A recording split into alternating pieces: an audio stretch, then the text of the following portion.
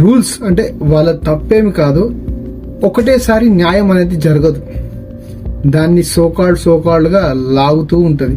ఎప్పుడో కసబ్ గార్డ్ చేసింది 2012 టైంలో అతనికి 2020 వరకు రీసెంట్లీగానే అతనికి శిక్ష వేయడం జరిగింది. 2020 అంటే ఏదైతే రూల్స్ అండ్ రెగ్యులేషన్స్ ఉంటాయో ఖచ్చితంగా అవి బలంగానే ఉంటాయి, కానీ కేసు డిలే అవడంతో అది ఎక్స్పాండ్ అవుతుంది. అంటే ఇప్పుడు వాదించిన కేసు మళ్ళీ వచ్చే వారంకి ఎక్స్పాండ్ అవడంలో ఆ వారం గ్యాప్ లోనే ఇంకొక 10-20 కేసులు 100 కేసుల వరకు రావడంతో ఇది అలా పెండింగ్ అవుతూ వెళ్తుంది అనమాట.